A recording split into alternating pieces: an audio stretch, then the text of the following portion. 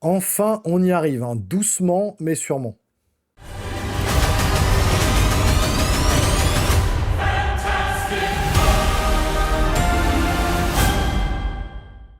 Bon, après un Jurassic World Renaissance hein, qui m'avait laissé un goût amer et le film Superman que j'ai trouvé encore plus claqué, j'avoue que j'étais en mode dernier espoir du MCU avec ce film Les 4 Fantastiques hein, dont on va parler tout de suite sur la chaîne. Et franchement, je savais plus trop à quoi m'attendre, hein. Je vous jure, j'étais au boulot.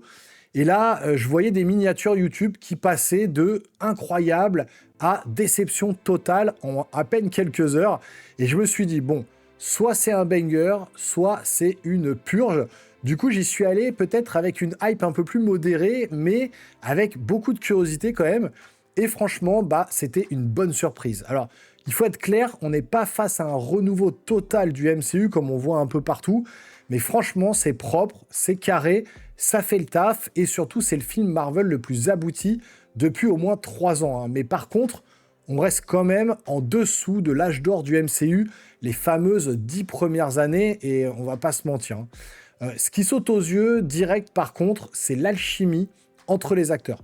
Il y a Pedro Pascal, donc en Mister Fantastic, il est hyper sobre, il est très classe, mais c'est clairement Vanessa Kirby, donc Sue Storm, qui crève l'écran. Elle porte vraiment le film sur ses épaules, du début à la fin. On a également le duo Johnny Storm, La Chose, qui fonctionne super bien aussi. Il y a l'alchimie qui est là, les vannes qui font mouche, il y a une vraie dynamique entre les personnages. On sent que les acteurs se sont appropriés leur rôle et ça se ressent à l'écran. Et surtout, bah, ça fait du bien d'avoir des persos qui se parlent normalement, qui ont des vraies réactions et qui réussissent finalement à nous faire ressentir parfois tout au long du film certaines émotions.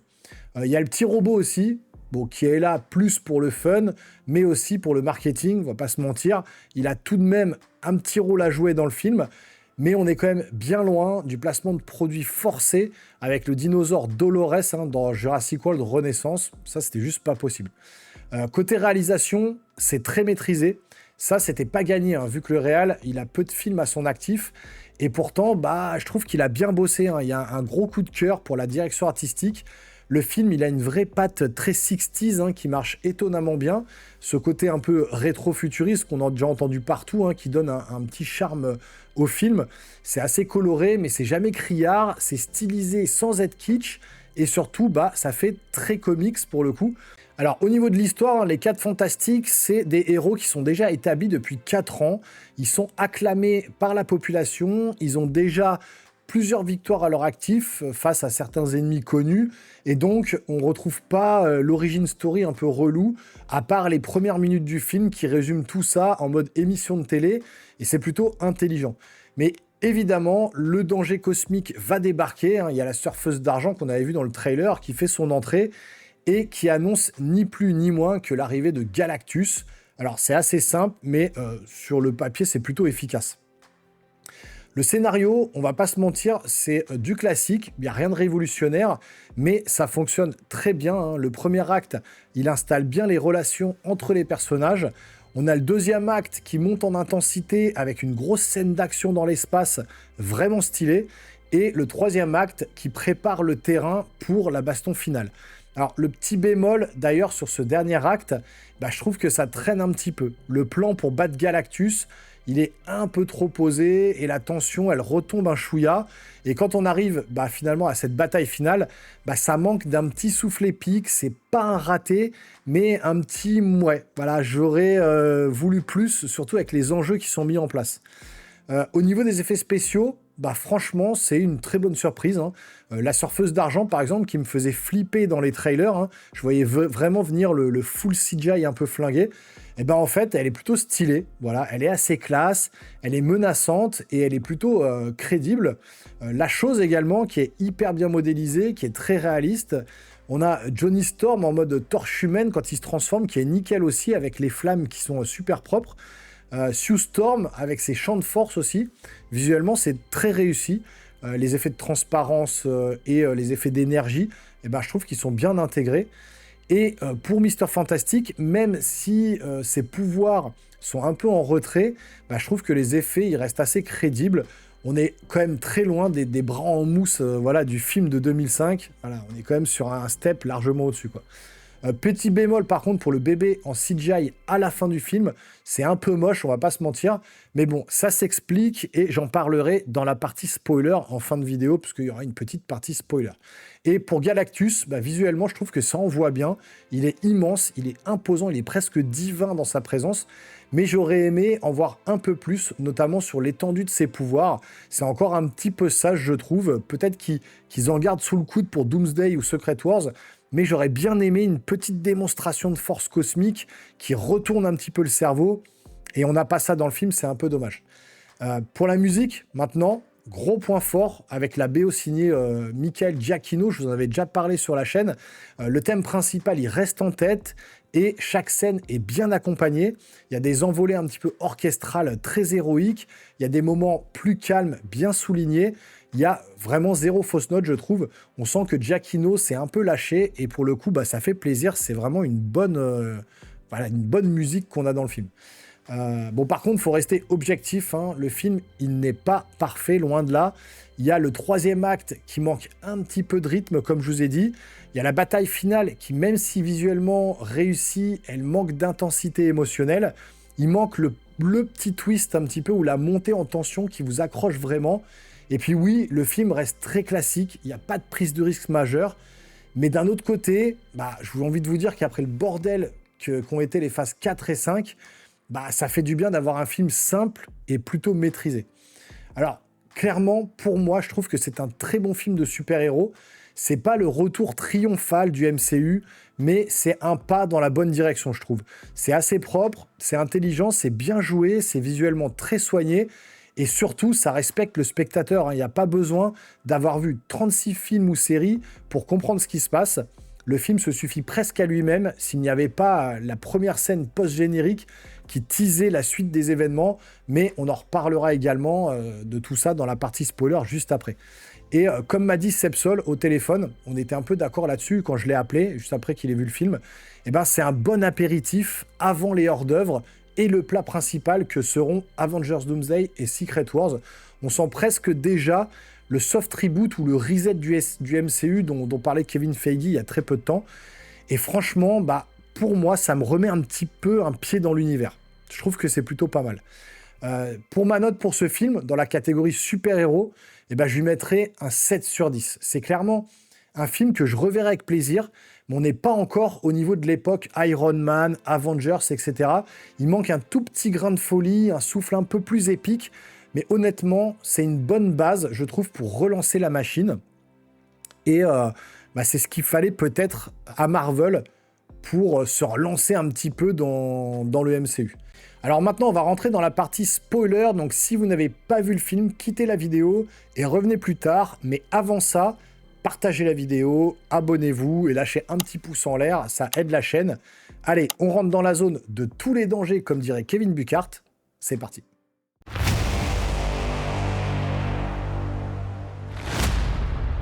Alors avant de parler des scènes post-génériques, je vais vous parler du bébé, hein, que je vous ai parlé dans la partie non-spoiler. Pourquoi le CGI fonctionne pas bien? Parce que tout le long du film, on a un bébé qui est réel, hein, qui est là, qui est porté par l'actrice, etc. Donc ça rend plutôt bien. Il y a certaines interactions avec l'actrice où on voit que le bébé est un peu en effet, fait en CGI, mais ça fonctionne bien. Là où ça fonctionne très mal, c'est à la toute fin du film. Pourquoi? Parce que Susan Storm utilise la totalité de ses pouvoirs pour contrer donc du coup Galactus, pour le renvoyer dans l'univers avec l'aide justement de la surfeuse d'argent, hein, qui va venir à la toute fin du film en aide aux 4 Fantastiques pour repousser Galactus. Elle va se sacrifier en quelque sorte, mais on la reverra sûrement plus tard. Et en fait, Susan Storm va mourir, elle va faire un arrêt cardiaque. Et en fait, le bébé qui est dans les bras, du coup, de Pedro Pascal, de Mr. Fantastic, de Reed Richards, va forcément pleurer, tendre les bras vers sa mère et se poser sur le corps de sa mère.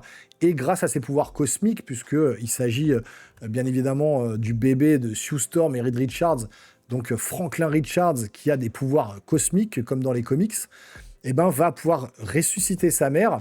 Et du coup, pour que le le bébé, s'ils avaient vraiment mis un vrai bébé dans le film, il n'aurait pas interagi comme ça avec les acteurs. Ça aurait été très dur de le faire pleurer, de lui faire tendre les bras vers Sue Storm, etc., de lui poser sur l'actrice sans que le bébé bouge dans tous les sens.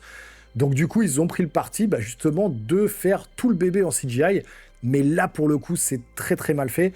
Mais ça s'explique justement par ce que je viens de vous dire. Voilà, il fallait un bébé en interaction avec les acteurs. Et bien, le bébé, il n'aurait pas pu interagir comme ça. Donc c'est pour ça qu'ils ont préféré faire ça en full CGI. Mais pour le coup, c'est pas ultra bien fait. Il y a quelques clins d'œil dans le film, notamment aussi, il y a les acteurs du film des années 90 qui sont présents. Alors je vous avoue que ils sont passés assez vite, mais j'ai pas pu vraiment détailler sur quelle scène ils étaient. Il y a également la Latverie qui est présentée ici dans le film. Alors à un moment donné, il y a une espèce de conférence, un congrès avec tous les pays qui sont représentés face aux 4 Fantastiques. Et il y a des pancartes avec les personnes qui représentent ces pays derrière ces pancartes, derrière des bureaux. Et à un moment donné, il y a écrit la Latverie. Donc la Latverie, c'est le pays de Docteur Doom, Docteur Fatalis en français, donc qui sera incarné plus tard par Robert Downey Jr., on le sait ça. Et n'est pas présent derrière sa chaise, derrière le panneau Latverie, il n'est pas là. Donc voilà, on a ce petit clin d'œil très rapide qu'on voit à l'écran. Qu'est-ce qu'il y a d'autre comme clin d'œil? Il y a également tout à la fin du film, le générique, il y a une petite phrase de Jack Kirby, qui est donc le créateur des 4 Fantastiques avec Stan Lee. Donc un petit moment, on va dire, émotion pour ceux qui sont vraiment fans des comics et fans du personnage, de la personne en tout cas qui a créé les comics. Ça vous fera peut-être quelque chose. Donc il y a ce petit clin d'œil à Jack Kirby qui est même plutôt un hommage. Et puis les scènes post-génériques, il y en a 2. La deuxième scène post-générique, elle sert un peu à rien, c'est plus pour le côté aussi clin d'œil. On va retrouver une petite séquence animée, donc en dessin animé style années 60, qu'on connaît déjà, qui est déjà passé à la télé, on l'a vu plein de fois. Donc animé un petit peu à la Scooby-Doo, voilà, il y a un peu des animations un petit peu saccadées, un petit peu légères comme ça, mais avec les visages des acteurs des 4 Fantastiques qu'on voit dans le film. Donc voilà, ça c'est le petit clin d'œil comics, dessin animé des années 60, mais revu au goût du jour avec les acteurs de maintenant. Et puis surtout la première scène post-générique qui intervient 2-3 minutes après le générique, qui a été tournée par les frères Russo. On y aperçoit Sue Storm avec son bébé qui a 4 ans maintenant, donc ça se passe 4 ans plus tard. Donc Franklin Richards a 4 ans. Donc petit blond aux yeux bleus, vraiment, il ressemble au personnage qu'on a dans les comics. Et sa mère est en train de lui lire un livre. On sent que le bébé est très intelligent, qu'il a des pouvoirs, etc. Qu'il a vraiment une intelligence hors norme. Et elle se lève pour aller lui amener un livre, pour lui lire un bouquin. Et donc là, elle ressent une force qui vient d'apparaître. Et donc quand elle se retourne vers son fils, elle voit son fils qui est debout, bras tendus vers quelqu'un qui est à genoux, capuche sur la tête, une capuche verte foncée, et tenant dans sa main gauche un masque en fer, donc le masque de Docteur Doom, donc le masque un peu similaire qu'on a vu quand justement Robert Downey Jr. s'est présenté à la conférence de presse en écartant les bras avec son masque.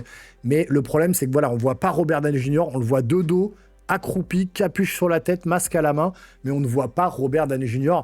Il aurait fallu, là, c'est bon, le montrer, puisque maintenant qu'on sait que c'est lui, maintenant qu'il a été présenté, maintenant qu'il n'y a plus de secret, ils auraient dû aller au bout du truc. Et je trouve que la scène post-générique, elle n'est pas assez marquante, elle n'est pas assez poignante, prenante. Je trouve que la petite scène post-générique de Thanos, où il prenait le gant comme ça de l'infini, qu'il le plaçait comme ça, qu'il le prenait, qu'il disait c'est à moi d'intervenir maintenant, c'est moi qui rentre dans la partie, je trouvais ça plus impactant que juste voir voilà, Franklin Richards avec Docteur Doom en train de se toucher, de se parler. Bon, je trouve qu'il manquait d'un petit côté encore plus poignant, plus épique dans cette scène post-générique. Mais bon, ça relance un peu la machine, comme je vous ai dit. Ça fonctionne bien, le film fonctionne bien. Maintenant, je reste un petit peu déçu de la fin du film, de certaines choses, parce que le Galactus, il marche dans la ville, il écrase des immeubles, mais il balaye d'un revers de main les 4 Fantastiques, mais il n'utilise pas tous ses pouvoirs. Il aurait pu utiliser des pouvoirs cosmiques pour les bousiller. Et je trouve que il n'y a pas de relation également entre la scène post-générique du film Thunderbolts, où à la fin du film Thunderbolts, on voyait la scène post-générique où vous aviez le vaisseau des 4 Fantastiques qui arrivait dans l'atmosphère terrestre de notre Terre 616, de la Terre des Avengers, alors que là, il n'y a pas de relation avec le film Les 4 Fantastiques. Je pensais, moi, à la fin, j'étais persuadé que Galactus allait bouffer la planète des 4 Fantastiques, la Terre 818, je crois, 808 ou 818, que les 4 Fantastiques allaient réussir à s'enfuir avec Franklin Richards, donc les 4 Fantastiques plus le bébé, allaient réussir à s'enfuir à bord de leur vaisseau, passer un trou de verre ou un multivers, et arriver dans notre réalité à nous, dans notre multivers à nous, dans notre Terre 616, et que ça ferait le lien avec cette scène post-générique des Thunderbolts. Et ben là, pas du tout. Voilà, ils balancent, ils balancent Galactus à travers un trou noir, en gros, dans l'univers, avec l'aide, encore une fois, de la surfeuse d'argent. Il disparaît au fin fond de l'espace. Et les 4 Fantastiques restent sur leur Terre 818. Donc je vois pas la relation avec cette scène post-générique des Thunderbolts. Sauf si cette scène post-générique des Thunderbolts, ça sera le début de Avengers Doomsday, qui fera le lien avec ces 4 Fantastiques. Donc je sais pas, peut-être Docteur Doom qui a détruit leur planète, ou Galactus qui est revenu détruire la planète en question, et là effectivement ils doivent se sauver. Mais je trouve que le lien entre les deux, il est un peu bizarre. Il n'y a pas de lien qui est fait pour le coup. Je trouve que c'est un petit peu étrange. Donc vous me direz, vous en commentaire, ce que vous pensez de la scène post-générique des Thunderbolts, qui n'est pas vraiment en relation avec le film des 4 Fantastiques. Donc avec quel film il pourrait être connecté, et pourquoi les 4 Fantastiques fuiraient leur planète si dans le film 4 Fantastiques, Galactus n'a pas détruit leur planète. Je trouve que c'est un petit peu bizarre. Voilà. Ou alors, il aurait dû peut-être, Galactus, réussir à enlever Franklin Richards, passer dans le trou noir, là, et que les 4 Fantastiques auraient dû retrouver leur enfant. Voilà, ça aurait donné peut-être un enjeu un peu plus dramatique à la fin du film. Donc je trouve qu'il manquait de ça à la fin du film.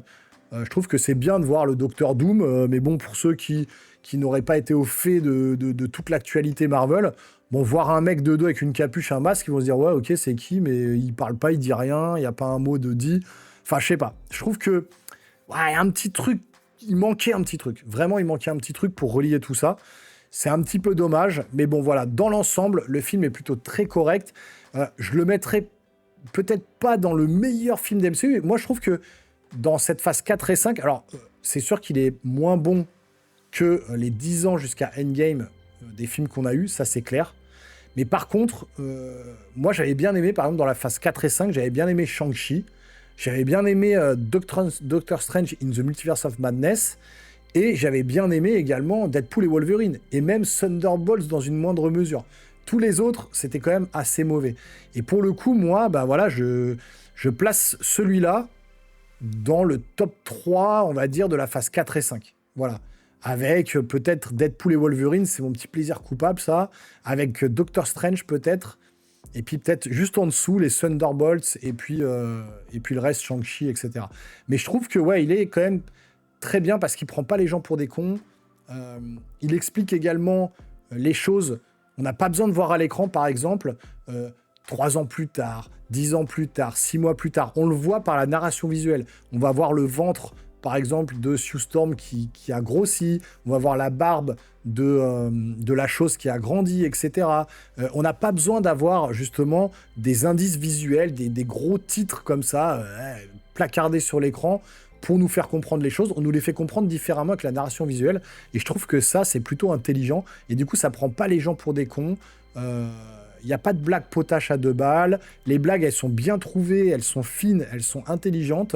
Le film est simple, mais bien maîtrisé. Voilà, on va droit au but, ça dure 2 heures, c'est pas trop long. On rentre dans le vif du sujet, même s'il y a un petit ventre mou au milieu du film. Mais ça reste dans l'ensemble un bon film de Marvel, et un bon film de super-héros, et un bon film du MCU. Donc voilà, ça relance un peu la machine. Et je ne parlerai pas de renaissance du MCU ou de renouveau du MCU. On n'est pas encore là.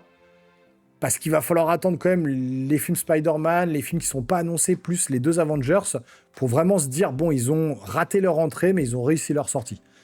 C'est tout ce que je leur souhaite. Pour l'instant, comme j'ai dit, c'est un bon apéritif, c'est une bonne mise en bouche, mais c'est pas encore le banger qu'on attendait tous, c'est le meilleur film Marvel de tous les temps. On n'est pas du tout là-dessus, loin de là. Mais ça reste un très bon divertissement et un très bon film de super-héros.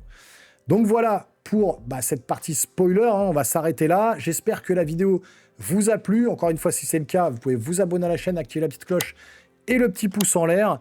Et nous les geeks, on se voit très bientôt sur une prochaine vidéo. Portez-vous bien surtout. Ciao.